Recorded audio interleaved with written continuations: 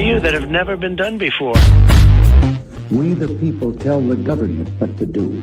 It doesn't tell us. We the people are the driver. The government is the car. And we decide where it should go and by what route to do.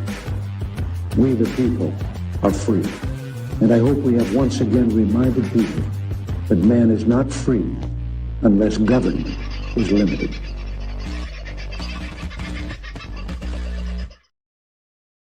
Well, g'day, folks. How's your day going? I hope it hasn't been too bad. A bit wet in certain parts of Queensland and out west.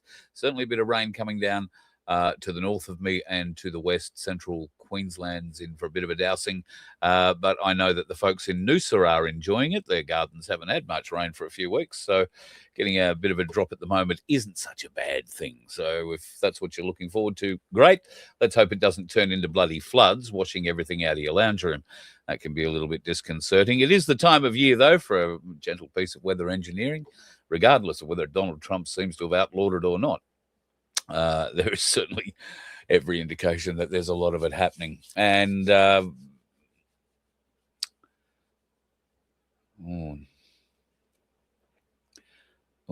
I've boxed myself into something. There's news coming on the weather front. And that's about all I can say. I'm sorry. Yep, that's about all I can say. I'm a dickhead. I'm a dickhead. Forget I said that. Just move on. But be happy in the knowledge that there are things happening in the world. And for some of us, there is small amounts of confirmation of it. So, yay. Go team. How are you all doing tonight? Get myself out of the hole I've dug myself into. The gorgeous Aussie Sue was first in the house tonight. Thank you for popping in.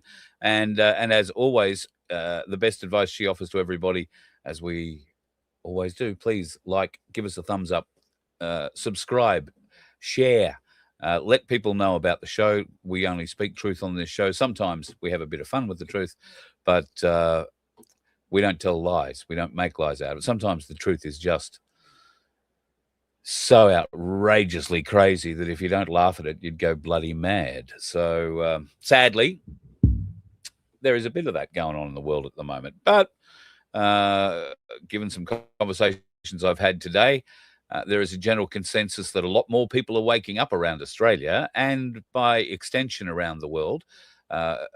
Certainly Victorians are being woken up in fairly rapid fashions, but how many of them will wake up is another matter. South Australians are being alerted to the fact that the Malinakis government looks like they are unbackable favourites into winning, but who will be the next opposition in South Australia, who could potentially lead or be the next opposition in Victoria, are all big issues that we're facing. And that requires candidate support. And that's a lot of what we're going to talk about tonight, but we'll get to that in the not too distant future. The lovely Rachel is in the house. Now, I have emailed myself 3 times some photos that she sent me today. Today is the anniversary of she and little Jimmy's time together, 6 months. There is a fabulous shot of Jimmy in his bow tie and one where he's laying back looking like, the Lord Almighty. And for some reason or other, I haven't been able to get them through my email for whatever reason. I've been waiting for like 20 minutes to push them through, and they still haven't come. So if they've come up by the end of the show, then I will definitely put those up for you. Yes, What the Brewster's Millions is a movie I remember very fondly. Richard Pryor was in it from memory, and we were only talking about this, only a matter of a couple of weeks ago in the show, I think, from memory. It was always pretty cool. And Rach, you started one that took my interest, Beware the Ides of March, which is Sunday. Do any of us believe big things might happen on Sunday or Monday? Yes, I fully believe big things could happen Sunday, Monday. It depends on which side of the world you're on as to which Sunday or Monday that might be. And Sunday, Monday is a nice crossover time in the world time clock scale, if you like. Given that markets open here and the bots start working here late on Sunday nights for the markets, and I'm talking about the stock markets.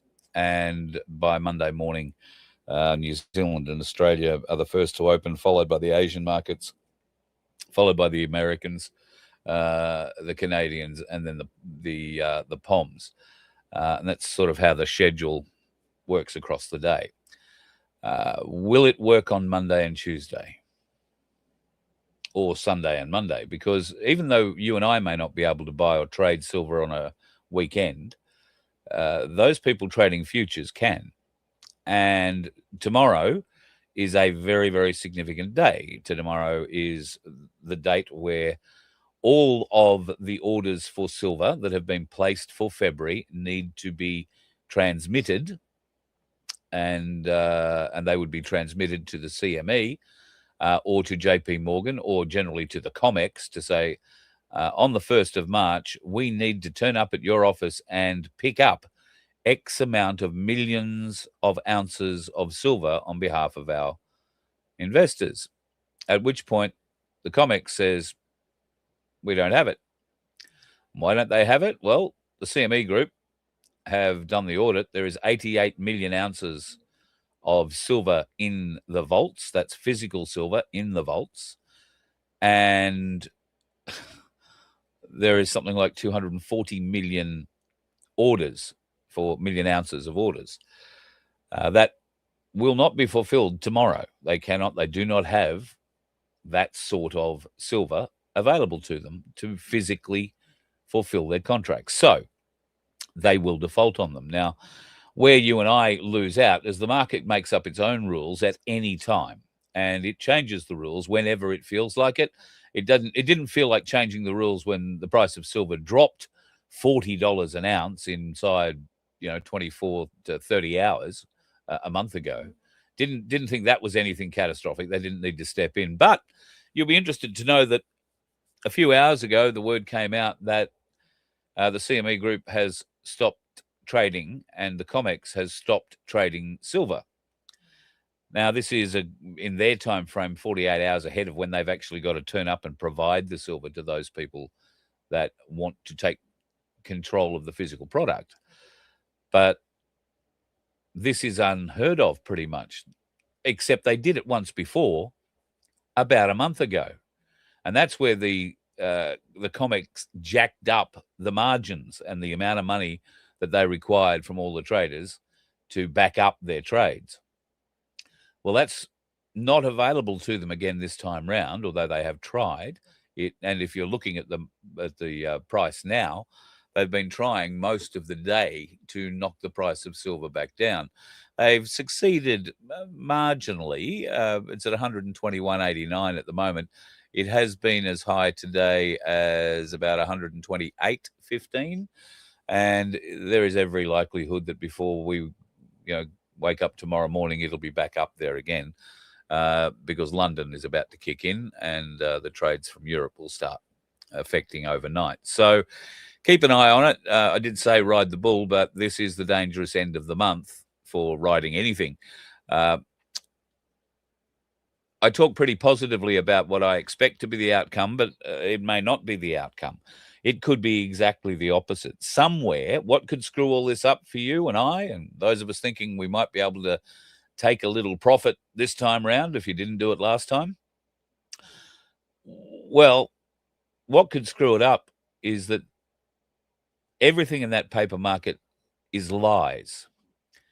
But should one of the big banks, JP Morgan, HBSC or HB, whatever it is, HBC, BC, ABQ, whatever they are, Citibank, Bank of America, should any of them have very large stockpiles of silver, then they will have spoofed the market again if they were to introduce that silver straight into the market. And they probably would have the ability to drop the price considerably, dependent on how many millions of ounces they were prepared to plow into it.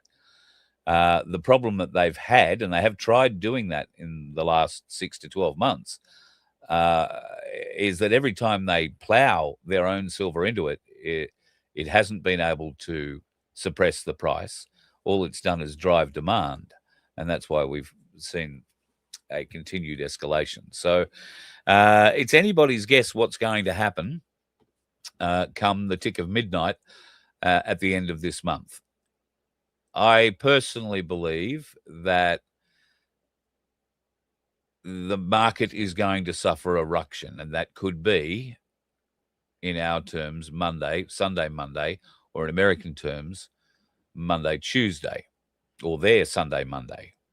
You get the idea what I'm saying? The timeline, the time zones screw it around a bit. But I would base everything on an American timeline. Australia doesn't really set the tempo in any of this, so I would be basing that on American timelines. That might help you through. So anyway, still keep buying. That would be my suggestion. Keep buying. I mean, I don't know. I haven't actually looked what the spread is today. If you are looking to actually buy an ounce of silver, and I'll go to Ainsley, their spot price is 122.22. And if you're going to buy an ounce, you're looking at $150.81. So it's a $28 spread, thereabouts. That is a premium that you are paying. And if you can afford to pay it, probably not a bad thing. But you're going to have to wait a little while before you make your money back. I think it's going to take a little bit yet before we get to $150. And sadly, my prediction of $200 by the end of the month is not likely to come true. Not saying it won't come true. It may come true first week of March, but it's not going to come through, I don't think, anytime now. Very quickly, want to thank so many of you who have jumped onto our merch site.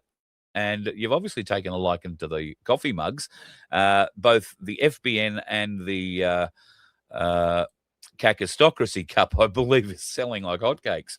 So thank you very much. If you do want to go and pick yourself up a mug or a shirt or a stubby holder with Cacistocracy or FBN, Voice of Freedom stuff there, then please go to merch.vofhq.com and avail yourself of the selection. Vince has been working really hard on putting up some great designs, and you could repay his enthusiasm and skill by taking a mug or whatever you can afford. Pardon me.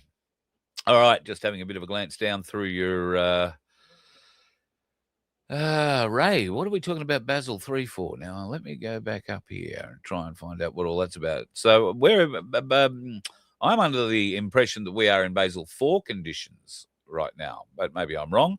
The commercial banking system is currently based on a promise to pay note. Yes, you are right. Yes, anybody who believes that little piece of plastic in your pocket that's got $5, $10, or $20 or $100 written on it is actually money, you are wrong. It's currency, but all it is a promissory note.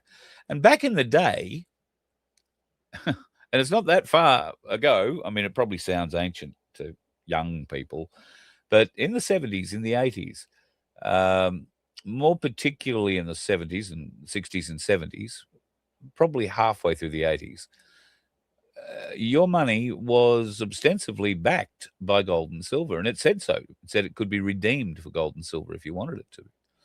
That all changed and was slowly phased out. They took the Commonwealth off our banknotes and just made them Australia banknotes. That also makes them completely illegitimate as a form of currency, just between you, me, and the gatepost. And it's a promise. It's a piece of plastic. It has no intrinsic value whatsoever. And if the government came out tomorrow and said the $100 note is now worth $1, that's what it's worth. However, if you hold $100 worth of silver tomorrow and they come out and tell you that your $100 worth of silver is only worth $1, you smile politely and say, oh, yeah, okay, and wander off and find somebody who'll pay you somewhere between the spot and the premium price if you really have to sell it. And that would be my advice to you at the moment, folks.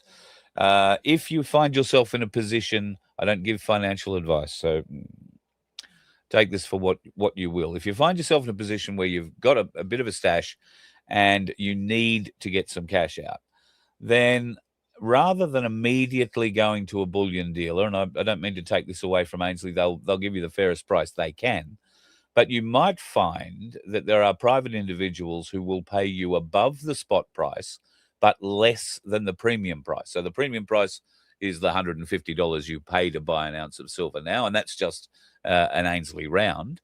So that's the premium price, and the spot price is 122. So you would want to look for somebody who might pay you somewhere in the realms of $135 to $140 an ounce, because they believe and know that they're going to make that back pretty quickly, the way the market is going. So they're saving. If they were going to go out and have to buy the same coin you are, then they'd be paying $150 for it.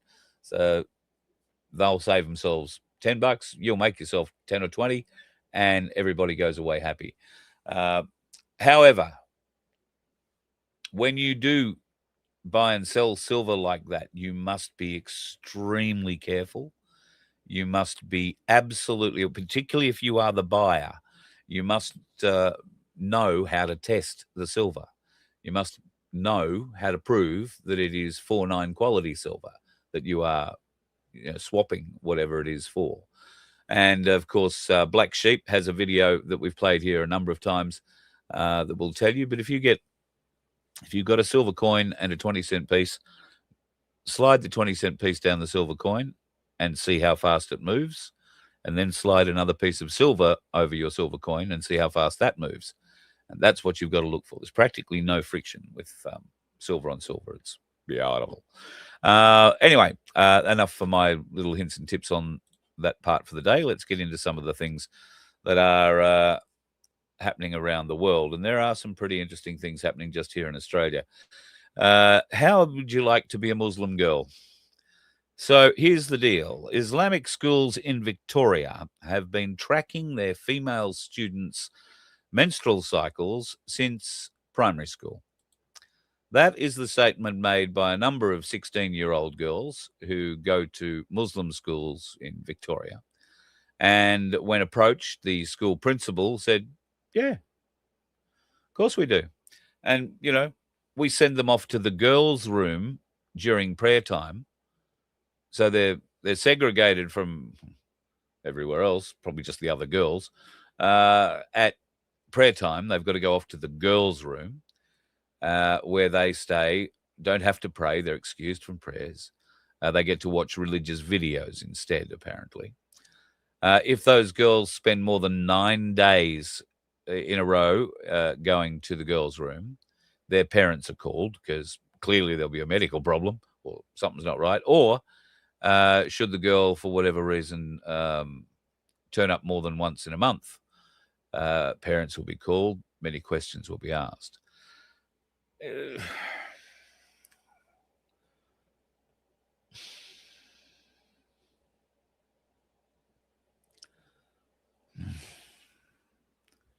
I don't know what to say about that, other than it's just wrong on so many levels. And here we are having to smile politely and bend over politely and say, yeah, that's okay. No worries. Bit like, I guess what's being kept from us in Sydney at the moment. Now, there is a pandemic in Sydney at the moment of bashings, LB, TB, AB, QB, QB, ZB types, the kids that don't really know what the hell they are being targeted through a dating app. And once they accept or swipe down or up or left or right or whatever it is you've got to do, they wind up at these meetings with what turns out to be a bunch of Muslim men or boys, teenagers. I beg your pardon. These little shits aren't men. They're far, far, far from it. Where these little shits then beat up the gays, the lesbians, the TQIAs, and do a hell of a job on them, to a point where every one of these people has been seriously hurt and had to go and spend time in hospital. Now, some things you may not know, there have been 64 attacks like that, all done by Muslim teenagers in the last 12 months. They are growing in severe frequency in Sydney at the moment. We don't hear about them because the perpetrators are 14, 15, and 16 years of age. That's a broad age group. There are not just 3 kids doing this. There are a number of militant Muslim children who are going out on these gay bashing parties and think there's nothing wrong with it. Now, these children are also taking videos. They are also using Islamic State and Caliphate slogans, and in some cases have been raised in homes that support Islamic State and the Caliphate. And regardless of their great intentions coming over the border, things seem to have changed. So I ask you folks, do we have candidates that would stand up and ask for those sorts of people to be removed? Now, these little shits could have been born in Australia for all we know, and probably were. So you can't deport the little turds. What do you do with them, I ask? Do you set up a nice little camp? Because we had camps set up for us, you know. They were going to stick people in camps in the middle of nowhere for us. It is possible. In fact, they built one just outside of Toowoomba. Should these people be put in those sorts of camps and monitored? Should there be re-education camps? Look at me, a German, saying a re-education camp. God, can you imagine what the trolls will say? I'm asking the question. I'm not suggesting we should one way or the other. But what do we do about them? Let their parents figure it out. Well, their parents are the frigging problem. If they've still got a father who isn't locked up in Supermax for some other hate crime somewhere, then great. And what hope do we have when Muslim teachers involve themselves in fights on Bondi Beach?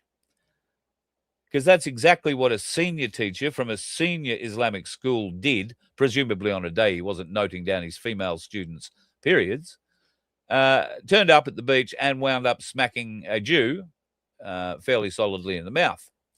He got arrested and got off today with a warning. Today or yesterday? With a warning. Now, he still lost his job.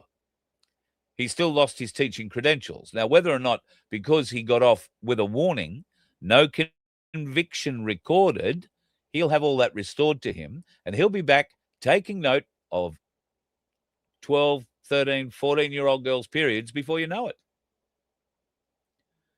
He'll be back in a classroom being patted on the back by his students for the actions that he took that day. But God, if you or I were to talk about it, we are the worst kind of people. Well, here's a couple of the worst kind of people. These are the 2 tards, and I say that with absolutely no respect for them in the world. These are the 2 tards that turned up at a house in Sydney a couple of weeks ago and kidnapped this poor bugger. Now, they found this gentleman yesterday or the day before, dead, beside a golf course out in Western Sydney. Dural was a property that he had been taken to, a property at Dural, which is a suburb of Western Sydney. They believe he died there 2 days after he was taken by Tweedledee and Tweedledum here. Tweedledee and Tweedledum were arrested yesterday. Tweedledum had his pants around his ankles while he was doing it. I don't know if they caught him in the middle of a wank, or he's very concerned because at the moment he has shingles as well. There's probably the only good reason I can see those coppers being rugged up like that for a wuss. But at any rate, he's got shingles. Now, the lawyer for that bloke in particular, and his name is Stevens from memory, has come out of the courts today, or come out of a court hearing today where they did appear via video link. It was an administrative thing more than anything else. But this lawyer came out and was quite shocked. Oops, hitting the wrong thing. He was quite shocked at what he had learned. Now, this is on the back of 5 teenagers being charged with beating the shit out of gay people in Sydney, right? He went and learned that the brief of evidence, or the fact sheet, as they call it at this stage, provided by police is so abhorrent that this guy has him rethinking his career choices. Now, the lawyer for this bloke is an ex-copper who went on and then became a defense lawyer. And even he is saying he has a very hard time doing his job at the moment after having read the fact sheet. So that gives you an indication that whatever will come out in this trial is going to be pretty awful. I suspect that they tortured this poor old bloke for as long as they probably could. And when they eventually got the message back that's saying, from the guy they originally targeted, I believe, saying, you've got the wrong bloke, it was too late to do much about it. So these kids, and they are kids, 24 and I think 28 or something like that, can't wait to hear the Dumb and Dumber story of how these idiots thought they could get away with a kidnapping. But they're not alone, folks, because New Vision has just been released this evening. CCTV footage captured 4 young gentlemen grabbing a 53-year-old bloke, abducting him, putting him into a car, disappearing off, and took him to Dural. Now, I don't know what it is about Dural, but if you live in Dural and you own a property there, your neighbours are shit.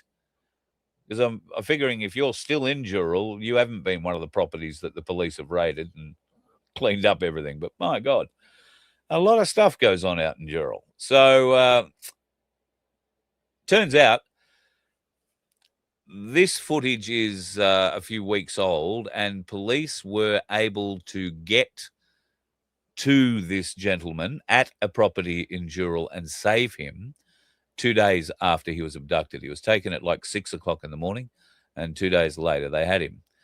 At the scene, they arrested a 16-year-old boy who was presumably guarding him at the time, waiting for whomever to come back and do whatever. Now, this has led to a whole interesting debate with some friends of mine this morning about crime, organized crime, bikie gangs, that sort of thing. Old school versus what happens today. And I was talking to some old school people. And the scene from their day to today, compared to today, could not be more different.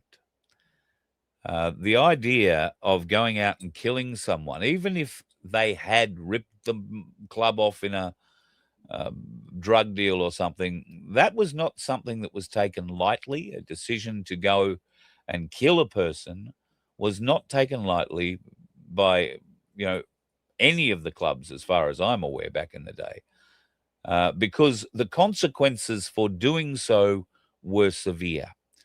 And I have to be honest, bikie clubs, and particularly outlaw bikie clubs, have always been exceptionally good educators when it comes to consequences. You can join a club. Absolutely. You follow the club rules. If you don't follow the club rules, there are consequences. Some of them more severe than others. But today, that doesn't happen. Today, most of those clubs have been taken over by foreign influencers, by influencers who call themselves influencers and are influenced by the gangster ideology that comes out of particularly California, but America in general. One of the other things that they have learned, possibly from affiliations with groups overseas, is that they no longer have to do their dirty work. They don't even have to think about it. There are children out there. Evidence, the guy who's 16 years old sitting in a shed protecting a fella who'd assume he helped kidnap a couple of days beforehand, certainly wasn't there to help him. And these 2 other young fools, Dumb and Dumber, who have got involved for whatever reason. There are other people involved in that too. That's just the first 2 arrests. But they're not smart enough to have come up with a plan to abduct anybody for anything. They were working on an order. And that is the disturbing conversation we were having today. That the people who are taking these contracts, let's call them contracts, to kill someone or to torture them or to abduct them for ransom, they are doing so with no intelligence, no reconnaissance, no preparation, no nothing. And they have no care. And that's the dangerous thing. Because you or I, in a similar position where we've kidnapped somebody and we discover that we've kidnapped the wrong person, might think, oh, well, I haven't seen our face yet. We'll just let them out the back door quietly and walk away. But that's not the way these new young breed think. These new young'uns believe they are invincible and killing someone is nothing. All it does is increase their credibility. Their credibility where, I don't know, because some of the gentlemen that I was talking to today have spent some years in jail and in the penal system, and I would take their word over the assumptions of a teenager or a young 20-something over how they're going to be accepted in prison, given how tough they are killing someone. These people are not smart. They haven't learned that it's not about being tough enough to kill. It's why you did it. And was that justified in a criminal sense? And if it's not, you can likely find yourself in a serious predicament inside. So these young thugs, these young wannabe gangsters, these young murderers and kidnappers are in for a hell of a shock when they get inside, folks, because there are people inside there waiting for them. You want to be tough, little boy? We'll show you tough. And we should all be a little grateful that there are people like that inside who do work on our behalf. And they do work on our behalf. Quietly. It's a bit like being a 16-year-old committing crimes in New South Wales or Victoria or Queensland. Nobody ever hears about it. It's such a bad thing, really. The EBS is coming. The EBS is coming. Labor have decided they're going to overhaul our national warning system. So be prepared, folks. Big things coming our way. What are they going to look like? Well, they're going to look like a test on the 27th of July. An alarm will blare out from almost every phone in the country. I don't know why it won't be every phone in the country, but almost every phone in the country.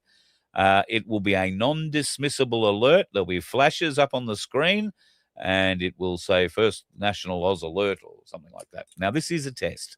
The alert message on the screen will say this is a test of the AusStart new emergency warning system. No action is required. If it is an actual emergency, yada, yada, yada, yada, yada, yada, yada. Now, this system is very, very, very targeted. It has the ability to do a number of pretty spectacular things, can I just say, including accuracy down to 160 meters. Why should we be so excited about that? Well, that will mean, in theory, that if the bushfire is in southern New South Wales or northern Queensland, all of New South Wales or all of Queensland aren't going to get an emergency message. In fact, if you aren't within what would be the declared area, you won't get a message at all. It doesn't matter if you're not within a mobile phone network, apparently. It doesn't matter if your devices have an active SIM card in them or not. As long as they're alive, I suppose, got power to them, something is going to start beeping and you are going to get a message. I think the most exciting thing for me with this is the fact that you're not going to get warnings that you can ignore because, let's face it, it's happened numerous times in the past while they've been trying to put these old SMS systems in. I don't know if you've experienced it. I was in Canberra once and got a warning of a bushfire that was happening in far north Queensland, and I hadn't even ever been to far north Queensland.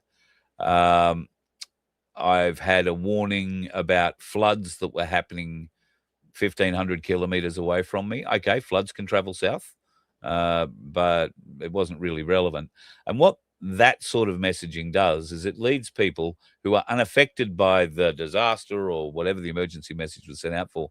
It leads them not to respect the emergency tone. Oh, it's just something for somebody else. Oh, it'll be far north Queensland. Oh, it'll be. And if there happened to be something in the news that was, oh, there's bushfires in Western Australia or, whatever, they have a tendency, people, to put it down. Oh, that's what that'll be about. And they don't look at it. So this new system is able to target specific towns, for instance. So if your town is in a direct bushfire threat area, then that town and anywhere that the cells are located around that town for 160 meters in each direction can be given a direct message. You in Mackenzie Street, get out now. You in whatever town, get out now. So I think this is going to be a much safer system. It will mean that people won't be able to ignore it. And, of course, it could also mean a great easy way to be contacted should, I don't know, Donald Trump want to say anything. Oh, did I say that out loud? No. Now, dates where this is going to be tested in the communities it's going to be tested in June 10. June seems to be the testing month. Why is it only these areas? I don't know. Western Australia, I beg your pardon, ACT, first of all, that'll be at the main hub. Launceston will be tested on the 15th of June. Port Douglas, 16th of June. Liverpool, New South Wales, 17th of June. Tennant Creek, Northern Territory on the 18th. Geelong and Victoria that day too. Goomalling in Western Australia on the 19th. The 20th will be Port Lincoln in South Australia. And then back into Canberra and the ACT and around New South Wales on the 21st. Provided, I imagine, that those tests will go fine. So you are likely to see, if you live in any of those areas, you are likely to see one of these test messages coming through as they test the communications in those areas. So don't go and get all worried and concerned if you get something like that coming up through June. And I'll try and remember to remind you of that as we get up there. The bloke who usually pops on a Friday night and waves wonderfully has been doing pretty good things over at the FBN channel. I urge you to pop across and have a look, particularly, folks, if you are in South Australia. Vince is doing a series of interviews at the moment with all of the candidates, or many of them that will agree, to have a chat with him. He's got a series of 16 questions that he's asking all of them. And this is, as I say, for the South Australian election. If you are interested in supporting Vince, and he would love your support, go over and give him a like, give him a subscribe if you're not already on there. And if you are a South Australian, I would urge you to take this opportunity to get a look at some of the candidates, maybe the candidate that's in your particular area. And we are hoping, time is everything. The offer is open to all candidates. Should any or all candidates in South Australia wish to have airtime on FBN, you need only reach out. We will, between Vince and myself, we will make sure that your interview is done and put up in a very timely fashion. We also have a responsibility professionally to do that, folks. If I offer one side the opportunity to put forward their manifesto for election, then I must offer the other side. It's only fair. So that deal is open to any candidate running for any party or indeed independently in the South Australian election. Please contact Vince at vofhq.com, or you can send me an email, carl@vofhq.com, and we will certainly line you up for an interview sooner rather than later. Vince has got a new one up. I've forgotten now which one he has got up today. He's gonna maybe hang on. Now, he did send me another one of these, so maybe that other one, if I go over here and have a look, says who he's been chatting to. Let me just open it and see. No, he hasn't mentioned which two he's spoken to, but he's interviewed two in the last 24 hours or so. And one of them is definitely up. The other one, I think, is uploading at the moment. So you should have a couple there you can go and check out. And good luck finding a candidate that is going to support you and what you believe is best for South Australia. At the moment, there doesn't seem to be a South Australian opposition, even though I'm led to believe that the Liberal Party are fielding candidates in every seat. So too are One Nation fielding candidates in every seat of the lower house or the assembly or whatever they call it in South Australia. And 4 seats in the Senate. I think that's as many are up for grabs this time round. No, they have 11. So you'd think there'd be a minimum of 5 going up this time round. At any rate, there are 4 Senate attemptees, if you like, for One Nation. And Victoria, of course, is looking more and more like the shit fight we all know it is. And they're facing a November election with a lot of noise coming out of One Nation in Victoria there, to a point where I'm led to believe that they'll be running in every seat in Victoria as well, upper and lower house. So these 2 elections, I would say the South Australia one arguably has a little more importance to it at this stage, are going to be significant for the future of this One Nation rise to power. If they can pull off a significant victory in South Australia, and once they pull off that significant victory, I don't think that significant victory is going to be leading the state, but it might be opposition. All right? It might be the primary opposition. And it would be very good to see One Nation in that position, able to argue the case in point, argue on behalf of the people, and then we can really see how One Nation as a state policy in South Australia would move us forward, and hopefully that would echo in Victoria and nationally going further. Fingers crossed. That's all we can do. I found this, I don't know whether that's upsetting or whatever. These 2 women here on the left, I got no idea whether one of them is Australian or not. I assume one of them is probably an ambassador or something like that from the US. But here they were celebrating US beef being brought into Australia and now sold on our shelves. Okay, we sell beef to the Yanks. Why shouldn't we take the Yanks' beef with us? Well, I can probably think of 100,000 friggin' reasons, if I'm honest. I beg your pardon. They have a much bigger market than we do domestically. Our meat's a shitload better than theirs. And some of that was evidenced by this bloke butchering it. I'm being a bit obtuse there. This is all supposedly building great American relationships here in Australia, but I didn't see any of our own beef producers invited to this event. And like I say, I can't tell you whether or not there is anybody of Australian significance standing up, willing to stand up in front of a camera and welcoming to Australia US beef exports. Can you really see that happening? The bloke that Wade has often tried to get a hold of from the Farmers Federation, the new president of the Farmers Federation, Hamish, whatever his name is, you'll be guaranteed that he was going to be locked up in the National Farmers Federation office, probably only a stone's throw from where this happened at the US Embassy in Canberra. What did he have to say about it? Nothing. I haven't found anything from our agricultural minister saying anything about this, good or bad, one way or the other.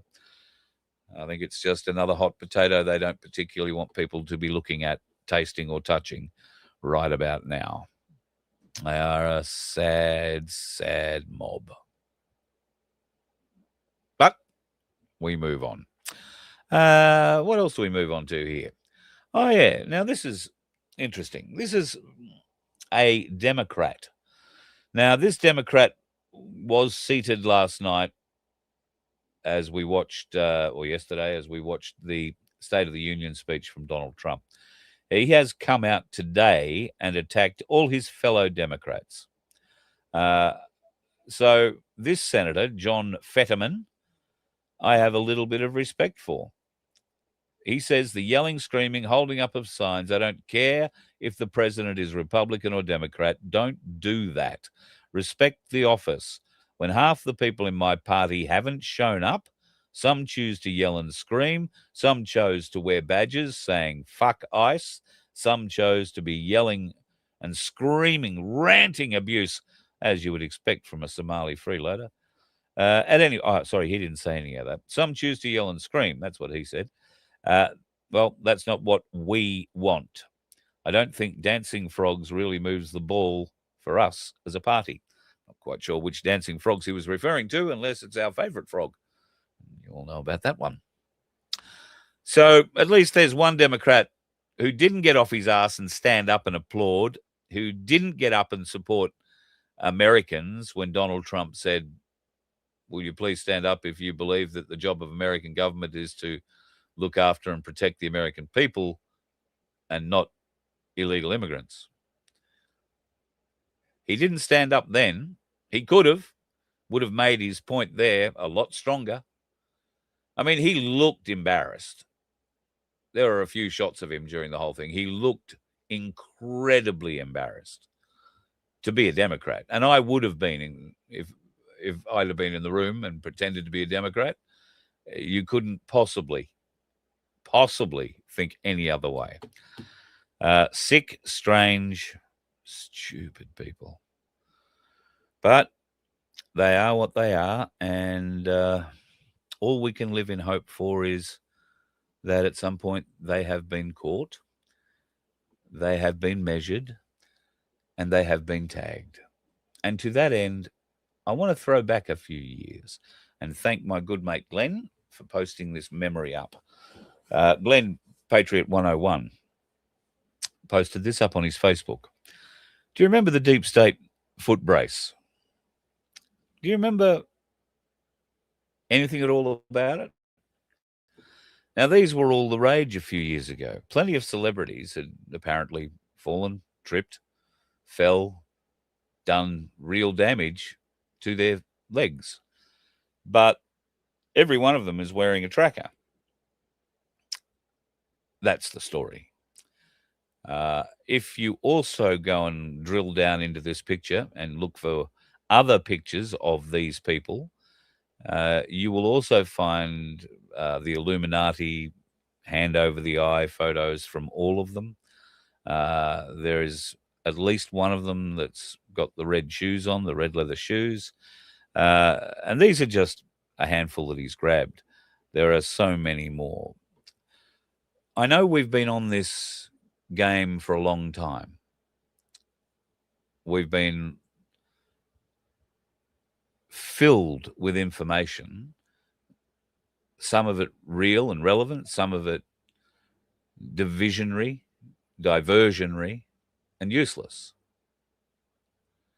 And I believe part of the journey that we've all been through has been to learn discernment, to learn to listen to that little voice that's crying out inside every one of us to be heard, amongst all the other voices that they've programmed to keep us distracted in here. So take a little time every day. Spend a little quiet time. Try and quieten those other voices and try and focus on that one true voice that is looking out to protect you, to help you grow, to give you a direction to the abundance you are seeking. We are going to find that from within, folks. And once we are more in touch with our inside, we are going to be much better equipped to deal with that which is attacking us from the outside. Practice, practice, practice. And it could be meditation for you. It could be a variety of different things. People like running. People like walking. People like swimming. Some people like sitting in a chair and closing their eyes and meditating. Some people like doing Tai Chi. Some people like doing yoga. Find that quiet space. Quell all those programmed voices. And you'll know which one is real. You'll know the one that you should be listening to, because when you quiet all that other chatter, it resonates. The voice you need to listen to, you can feel where it comes from. It's very different to all the other voices. And so, if you can quieten those extraneous, distracting, divisive other noises and voices, we will be on our way to a future where potentially we can get beyond no suitable candidates in our elections and get to a point where we have a wealth of talent wanting to serve a set term, not have a career, not set up their life and future and their family's fortune,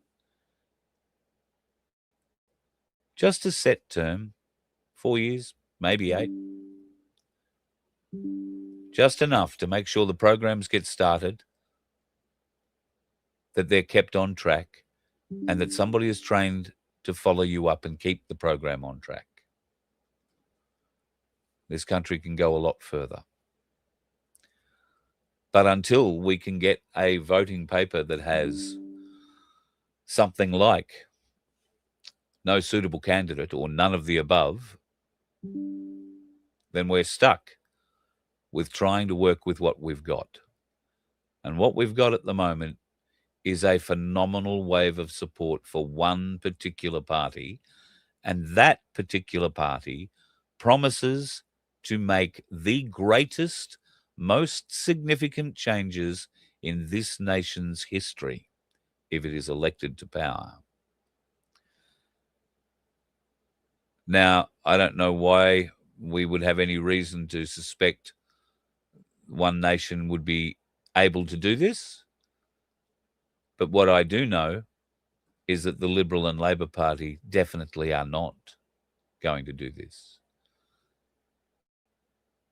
So One Nation and that tsunami of support that they've got, well, let's see what they can do it. Let's see what we can do. There are 4 million non-voters in this country. That is a huge voting bloc. That is a powerful bloc that we, the disparate group that we are, control. Now, what would happen if we could harness those 4 million votes? That is a pretty big voting bloc to bring to any party. What if those 4 million voters said, righto, this is your last chance. I will come back out of the woodwork and I will vote one last time and give you the best opportunity to get over the line. Now, if we could get those 4 million voters to step up and vote for, well, the tsunami of the day, at the moment it's One Nation, then that has the ability to push that party, whichever party that happened to be, but right now it is One Nation, over the line and into leadership.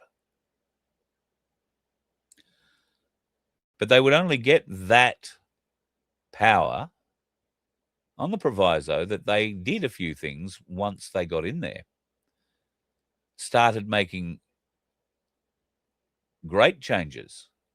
And she's already stated, Pauline's already stated, the party has a number of policies already released, policies that you and I would support 100%.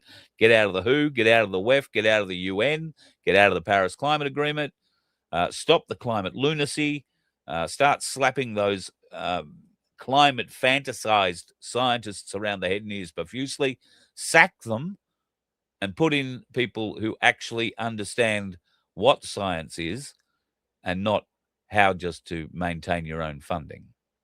And I guess that goes to what government of the day we would be put in, because the scientists need funding like anybody else. And if they go to private funders to get that funding, those private funders expect an outcome to help them in most cases. So we should take that out of the case. There should be no private funding for that sort of stuff. We have a CSIRO filled with apparently very intelligent people who get paid over $1 million a year, or at least one of them does.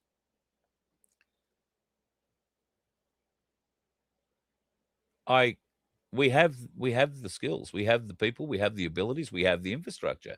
What we don't have is the will in government to lead it.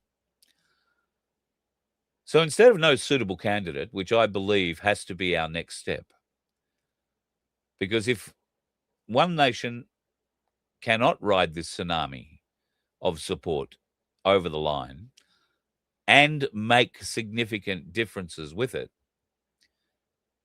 then there clearly is no suitable candidate. And when the next election comes around, maybe there'll be something different. And I'm not talking about candidates or parties. One nation have the opportunity to prove to 4 million non-voters who've given up on the system completely, plus all the other support that they've garnered already, they have the ability to unite that group together and become one of the most powerful political parties in this country. My question is, will they work for the people if they are given that privilege? I want to believe they will, but there will be practicalities and problems involved in that. And may I suggest most of those problems will begin with the bureaucrats.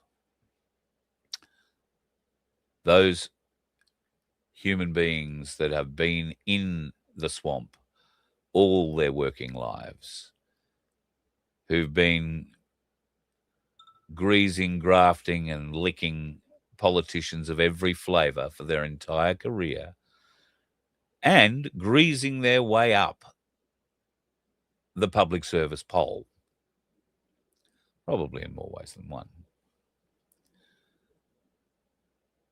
It's got to change, folks. And 4 million non-voters in this nation can be the difference. We can be the difference. Do we want to be the difference? Does it go against everything that we believe in? Well, it might. It might. But unless you can present an idea about everything you believe in being the all-powerful fix-it, and you can do it and get it done inside 2.5 years, why would you want to fight the tsunami? Why do you want to swim against the tsunami? Why do you want to be crushed by it? Ride it. Ride it all the way in. Push it as far in as it can go.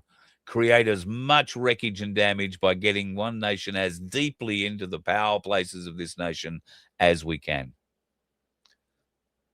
On the proviso that they start wrecking it. They start fixing the system. They start holding people accountable. They change the bullshit laws in that parliament so that if you are brought before anybody in an estimates setting and you lie or you obfuscate or you're just a smarmy prick who thinks you're smarter than everybody else in the room, there is a consequence. And that consequence should have 4 walls, 1 door, and no fucking window. The public servants work for us. They need to be brought to heel because at the moment they are a rabid dog. And you know what happens to rabid dogs.